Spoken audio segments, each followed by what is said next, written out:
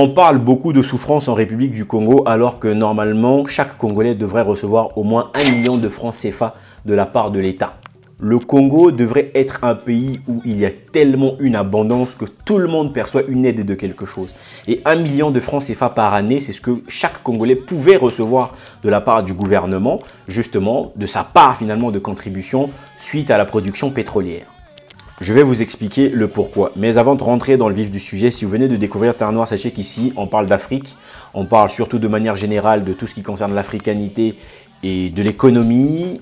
Et si vous êtes intéressé par ce genre de sujet, les amis, n'hésitez pas à vous abonner à la chaîne. Soutenez-nous justement en likant la vidéo, en la partageant. Ça nous permet de nous connaître un peu plus dans la communauté. Ces derniers temps, je vais beaucoup aborder la question de la République du Congo parce que c'est hyper important. Jingle.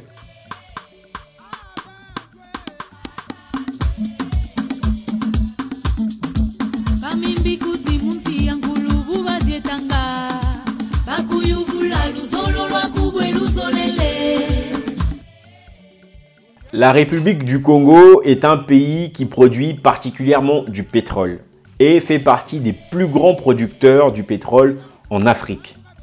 La République du Congo compte environ 5 millions d'habitants. Seulement 5 millions, mais parmi les plus grands producteurs de pétrole. Bien, ça c'est un premier élément. Avec 5 millions d'habitants, on a l'impression que les Congolais vivent comme si on était 50 millions d'habitants. C'est-à-dire économiquement, c'est un pays qui aujourd'hui s'épuise énormément, alors que 5 millions d'habitants, c'est un petit nombre en réalité pour la production pétrolière de la République du Congo, parce que ça, c'est hyper important. Mais comme vous savez, on va rentrer dans des calculs. Je vais vous faire une petite démonstration mathématique pour comprendre ce que je suis en train d'expliquer lorsque je dis que chaque Congolais devrait avoir 1 million de francs CFA de la part du gouvernement. Il faut savoir que le Congo produit environ 350 000 barils par jour. Ça, c'est le nombre de barils de pétrole que le Congo produit par jour. Donc, par jour, c'est 350 000 barils. Alors, moi, je vais expliquer ça de manière beaucoup plus simple. Parce que parfois, lorsqu'on entend baril, les gens ont du mal à comprendre. Les gens pensent que ce sont des termes techniques, que c'est très compliqué. Non, en réalité, nous, au Congo, on appelle ça tonneau. Voilà. Donc, si vous voulez, quand on dit 350 000 barils, c'est 350 000 tonneaux. Ce sont des tonneaux de 159 litres. Donc, en gros, chaque jour, au Congo, on produit 350 000 tonneaux de pétrole, des tonneaux de 159 litres. Donc, nous allons maintenant faire un calcul mathématique simple. Si on prend les 350 000 barils qu'on fait par jour et on le multiplie par 365 jours, on a donc 127 750 000 barils. Chaque année, en moyenne, le Congo produit environ 127 750 000 barils. Sachant que c'est certainement un peu plus quand les gens disent toujours qu'il y a peut-être du vol, etc. Mais bon, ça c'est autre chose. Et si nous nous référons un petit peu aux informations justement du coût moyen du prix du baril de pétrole, le coût moyen, on va dire qu'il est environ à 85 $, on va dire, parce que là, ça va monter un petit peu à 90 $. Généralement, ça varie entre 80 et 90 $, donc on va prendre 85 $ comme coût moyen. Donc, si vous prenez 127 750 000 barils fois 85 $, faites le calcul chez vous, sortez la calculatrice parce que ces chiffres-là, peut-être que je suis en train de me tromper, mais bon, normalement, j'ai assez bien calculé. Si vous prenez donc 127 750 000 barils par jour, par année, et que vous multipliez donc par 85 $, qui est le prix du baril, donc le prix du tonneau de pétrole, le pétrole brut, le prix du tonneau, c'est 85 $. On multiplie, ça nous donne 10 milliards 858 750 000 francs CFA. Retenez bien ce chiffre. En moyenne, on arrive à produire en termes de dollars, le coût en dollars, 10 milliards 858 750 000 $. Ça, c'est ce qu'on vend en termes de pétrole. Bien, là, on a le chiffre. Si on prend maintenant ces 10 milliards 858 750 000 francs CFA, on va le diviser sur 5 millions d'habitants. Disons qu'on va diviser par 5 millions. Eh bien, on obtient, les amis, 2171 $ ou 2172 $ par habitant. Maintenant, on va mettre le dollar en francs CFA. pour comprendre combien ça fait en francs CFA, puisque c'est ça qui nous intéresse. Lorsqu'on convertit 2172 $ ou 2171,75 $ en francs CFA, on obtient environ 1 321 000. 1 321 000 par an. C'est quasiment le double du SMIC réel au Congo. Je ne sais pas si vous vous rendez compte. Parce que le SMIC réel au Congo est à environ 50 et quelques mille, 60 000. Vous multipliez 60 000 par 12, vous avez à peu près la moitié de ce que le Congolais devrait avoir, en gros, comme argent par le pétrole. Donc, vous voyez que chaque Congolais peut avoir environ 1 million par année. Je sais qu'il y a des gens qui regardent, qui commencent à dire « Ah oui, mais c'est démagogique, mais il est malade ou quoi ce mec, il n'a rien compris, il ne nous parle pas du coût de revient. Attends, il y a quand même des machines qui sont utilisées, il y a quand même telle ou telle chose. » Bien entendu, les amis, on va aborder la notion de coût de revient. C'est-à-dire que la démonstration que je suis en train de faire, c'est simplement pour expliquer que si on mettait tout à l'arrêt aujourd'hui et qu'on prenait tous les coûts antérieurs pour payer potentiellement la production des années à venir et qu'on partait du principe que ce qu'il y avait dans la caisse avant, c'est ce qu'on va utiliser comme coût de production afin que les revenus, les recettes soient données aux Congolais. Le Congolais gagnerait environ 1 million. Et en réalité, je pense que le coût de revient, si on le ramène au baril, il est peut-être pas même de 5 $ par baril de pétrole. Je ne sais pas si vous comprenez ce que je veux dire. Après, à ce moment-là, il faudra simplement enlever le pourcentage de 5% potentiellement sur la, parce que voilà, sur la partie production pour se rendre compte. Mais bon, je ne vais pas rentrer dans des termes techniques. Le but, ce n'est pas de dire ici que le gouvernement doit toujours donner 1 million aux Congolais, mais c'est pour faire une démonstration pour que les gens comprennent comment est-ce que le Congolais souffre aujourd'hui alors qu'il ne devrait pas. Ceux qui se croient experts, calmez-vous, calmez-vous, voilà. Donc mon objectif est purement démagogique, j'essaie d'expliquer quelque chose pour que les gens comprennent où est-ce que je veux en venir. Et l'objectif, c'est surtout de montrer à quel point le peuple souffre lorsqu'on est dans un pays où la production pétrolière est énorme en termes de valeur. En fait, la réalité, c'est que là, nous avons parlé de pétrole. Maintenant, essayez d'imaginer si le Congo produisait autre chose que le pétrole. Là, on a juste parlé des recettes pétrolières.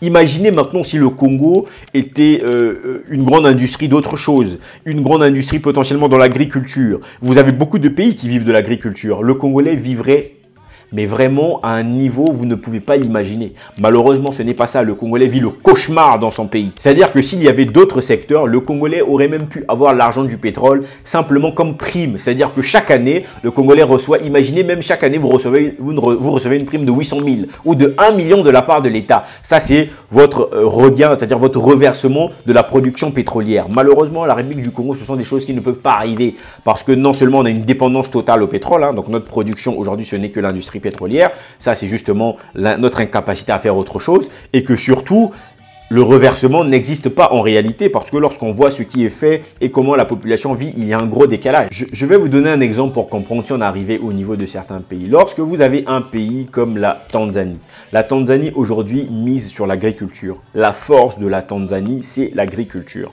Je tiens à rappeler que le PIB de la Tanzanie est plus du double du PIB de la République du Congo. Alors on n'a pas le même nombre de la population bien entendu, mais ces gens-là aujourd'hui vivent de l'agriculture. Sachant que la République du Congo a des terres arables, nous pouvons faire de l'agriculture. On voit bien qu'on peut diversifier notre économie pour améliorer le quotidien des Congolais. Mais ce n'est pas ce qui intéresse visiblement ceux qui prennent les décisions. Si et seulement si dans cet argent, dans le calcul qu'on a fait de tout à l'heure des 1 million, on prenait au moins la nécessité de se dire qu'on va mettre une bonne partie dans des hôpitaux afin que, les médecins soient bien payés, afin que tous les malades n'aient pas toujours à payer lorsqu'ils vont à l'hôpital. Si on prenait une partie de cet argent, on donnait aux étudiants pour que leur bourse soit respectée, s'ils pouvaient recevoir un bon montant pour que ça les motive dans leurs études, vous n'imaginez pas comment le Congo irait mieux. Malheureusement, ce n'est pas le cas. Ce n'est jamais la réalité en République du Congo. Les gens vont me dire que oui, l'argent est utilisé dans les travaux, mais les travaux qui servent à quoi?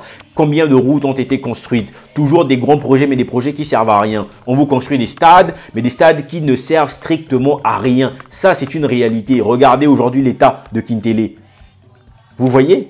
Dernière comparaison pour ne pas être trop lent dans la vidéo, vous allez comprendre que ce que je suis en train de dire a une importance capitale. La République du Congo a un PIB qui est supérieur à celui du Rwanda. Je ne sais pas si vous vous rendez compte. Le PIB de la République du Congo est supérieur au PIB du Rwanda. Mais le Rwanda a une population plus du double de la population du Congo. Imaginez-vous, vous avez 10 enfants, vous gagnez 100 000. et vous avez un voisin qui gagne peut-être 90 000, mais il a 20 gosses, donc 20 enfants. Comment ça se fait que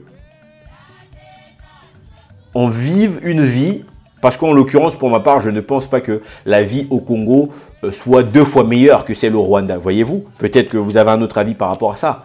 Parce qu'en réalité, c'est ce que ça voudrait dire. Les Congolais devraient avoir une vie 2 fois meilleure que celle des Rwandais. Vous avez un autre pays, comme dernier exemple, comme Madagascar. Le Madagascar compte presque 30 millions d'habitants. La République du Congo, c'est environ 5 millions, voire 6 millions. Le PIB du Madagascar est l'équivalent du PIB de la République du Congo. Alors que Madagascar est 5 fois plus grand en termes de population que le Congo. Ça veut dire que normalement, dans un pays sérieux, la vie des Congolais aurait été 5 fois meilleure que celle des Malgaches. Mais je ne pense pas que la vie des Congolais soit 5 fois meilleure que celle des Malgaches. Dites-moi en commentaire ce que vous en pensez. Pour que vous puissiez vous rendre compte à quel point le peuple est berné, à quel point on nous prend pour des cons. Généralement, vous avez des gens qui vont nous ramener dans des termes techniques pour essayer de nous embrouiller. On vous parle de baril par-ci, par-là. On veut prendre des gens pour des cons. Le peuple doit comprendre une chose. Aujourd'hui, si on était un pays sérieux, la République du Congo, chaque Congolais devrait avoir à un moment donné une aide financière, peut-être de 1 million, de 500 000 pour l'aider justement à continuer dans des projets, soit d'achat de terrain, d'achat de maison. Mais en République du Congo, nous n'avons même pas le minimum strict. Nous n'avons même pas la capacité de manger correctement. Nous n'avons pas la capacité de nous soigner. Je ne sais pas si vous vous rendez compte de cette réalité. Malheureusement, en République du Congo, quand on veut diversifier, on diversifie pas vraiment. Et qu'en plus de ça, apparemment, les Congolais sont trop bêtes. C'est-à-dire qu'au Congo, il y a tellement des imbéciles qu'on n'est pas capable de créer quelque chose. Aujourd'hui, le Congo produit maintenant du gaz liquéfié. C'est toujours l'Italie, hein, ce ne sont pas des Congolais. Donc les Congolais, nous sommes tellement bêtes qu'on n'est pas capable de produire. On mise toujours sur des projets où les autres vont travailler à notre place. Comment voulez-vous que le pays avance de la sorte? J'espère que vous avez compris les informations importantes dans cette vidéo. Le but, bien entendu, ce n'est pas de dire que le gouvernement va donner 1 million à quelqu'un. Il ne faut pas rêver. Hein. Bien entendu, il y a un reversement. Le reversement, sauf qu'on ne voit pas ce résultat. Donc, on sait que justement, beaucoup de choses se passent derrière cette notion de reversement. Beaucoup de vols et puis finalement, la population se retrouve toujours à souffrir. Mais n'oubliez pas les 2 informations capitales que je vous ai dit. Dans un pays sérieux, normalement, la République du Congo aurait une vie 5 fois meilleure que celle des Malgaches et 2 fois et demi meilleure que celle des Rwandais. En tout cas, je vous laisse sur cette réflexion. Dites-moi ce que vous en pensez en commentaire. Je me ferai le plaisir de lire et de vous répondre. À très bientôt dans une prochaine vidéo email.